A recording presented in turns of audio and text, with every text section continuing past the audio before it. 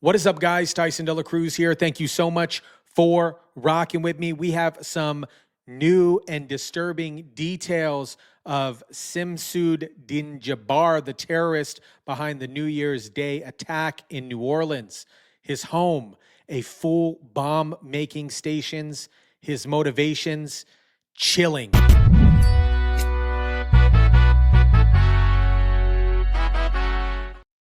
Shout out to everybody watching.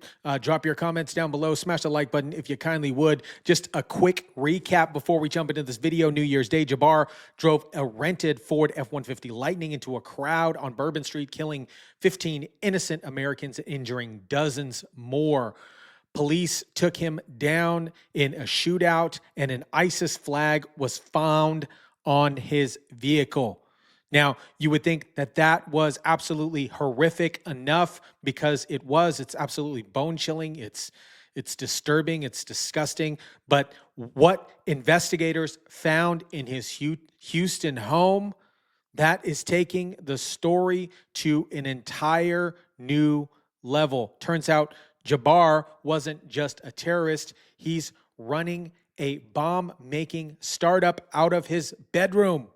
It is absolutely crazy. Photos from Jabar's home show fully equipped bomb-making stations, a workbench stocked with chemicals, materials used for building explosive. But here is the kicker. Investigators found a Quran opened to verse 9111. This passage often cited by extremists to justify acts of violence, talking about fighting in Allah's cause and promised paradise. Let's jump into this video. We're here inside the New Orleans terrorist home.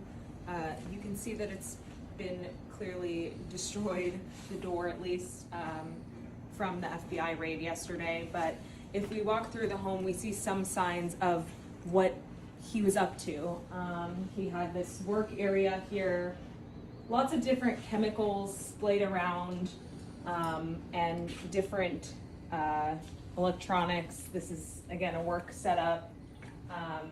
Left receipts, just very unkempt in here. If we go over here, actually, you can see the Department of Justice documents here, the search warrant, and the property that they recorded here, which seems to be a lot of chemicals. Again, just left in disarray.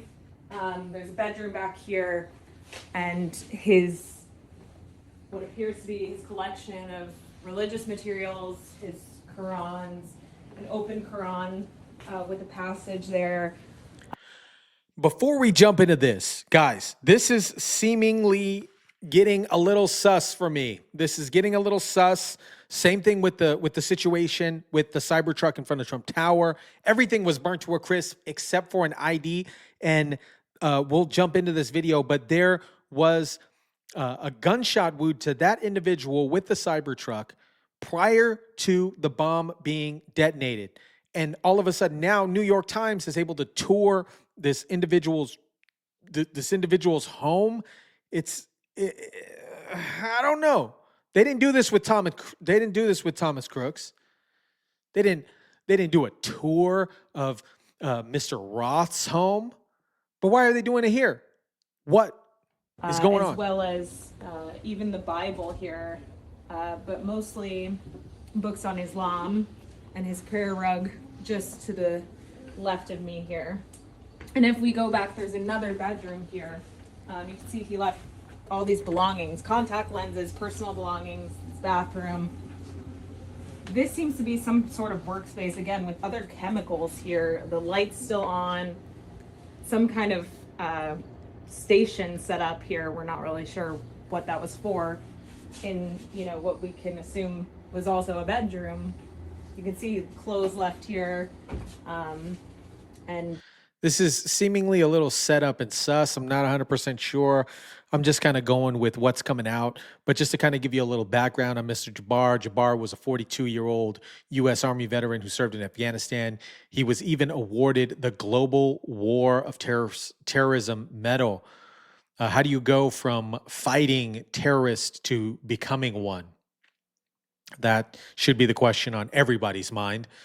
How do you go from fighting terrorists to actually becoming one? And here's the kicker. After his military service, he became a realtor in Texas. Videos have surfaced of Mr. Jabar pitching homes and talking about his intention to detail because of his former military service. Little did they know he would be using that same attention to detail for something even darker. This is very, very sus to me. This yeah, I'm not, my spidey sense is tingling. Just a sign that someone was here up until those last few moments when neighbors said he left just before the New Year's holiday, saying he was done with his lease, it was up, and he was on his way to New Orleans where he would live there. Didn't take any furniture because he said his new home would be furnished. That's all we know so far.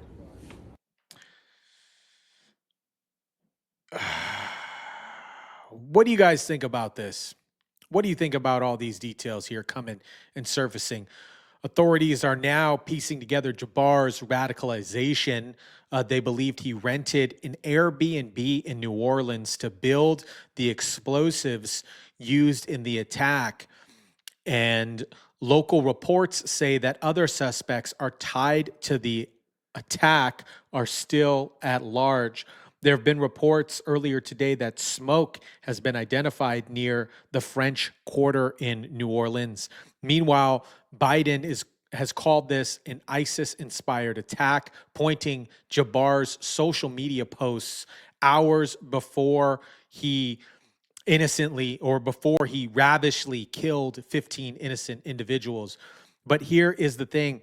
ISIS still has not claimed responsibility for this. So what are we dealing with? Is this a lone wolf situation, or is there a bigger picture in play? I'm going to jump into this video of the French Corridor situation that's occurring right now. Let me pull it up real quick.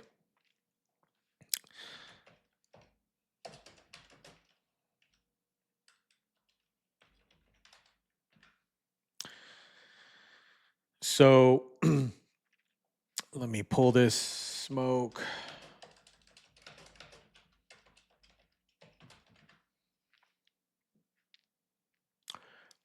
So update, new footage captures smoke emerging from the New Orleans French Quarter, the causes remain unknown. Here is the footage here.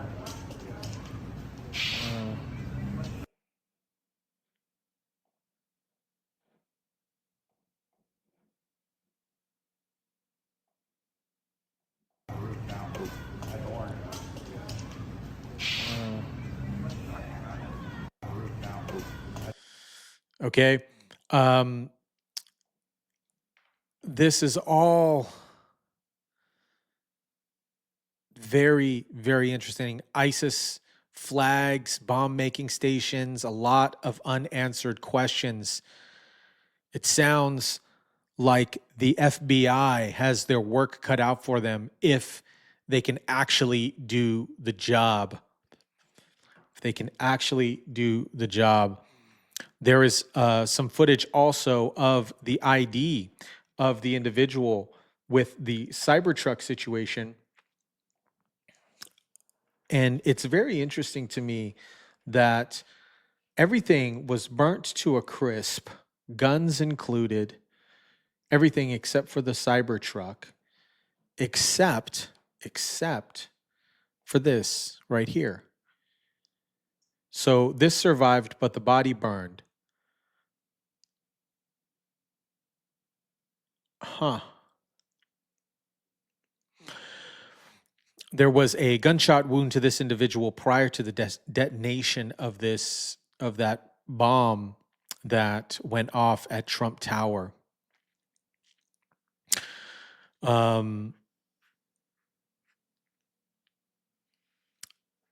Knowing what we know, Jabar was trained by the U.S. military.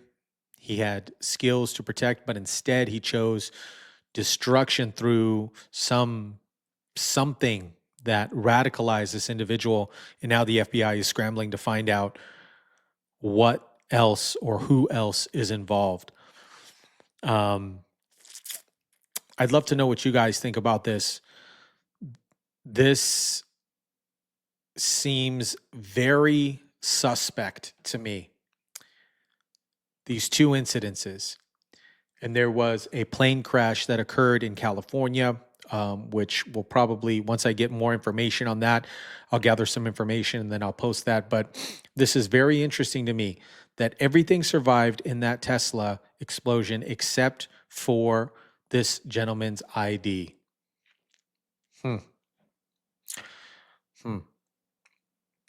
Could this have survived in a wallet in the back seat or in a bag? Sure. Could it have been left in the car to link unrecognizable body to this green beret? Sure, presumably. I have to say that for the YouTubes. Will you trust DNA testing on the body performed by the FBI? Probably freaking not. There's a lot of weird, unanswered questions that are going on with these two cases. Too many weird coincidences and unanswered questions for me to assume that it is a false flag. This individual right here from this comment here says, 20 years as a firefighter here. This could have easily survived in a wallet or on him. Okay. Well, we'll find out. Just wanted to bring you guys a quick update on what is going on with that situation and this outrageous. It's just crazy to me that the New York Times would be able to tour this individual's former home without fully having an investigation and completely publicizing it on the New York Post. It seems a little interesting to me. Seems maybe there's a potential collusion to cultivate a potential distraction. I don't know. Let me know what you guys think about this. Drop it in the comment section down below. Smash the like button, share, subscribe. And as always, guys, I'll catch you on the next.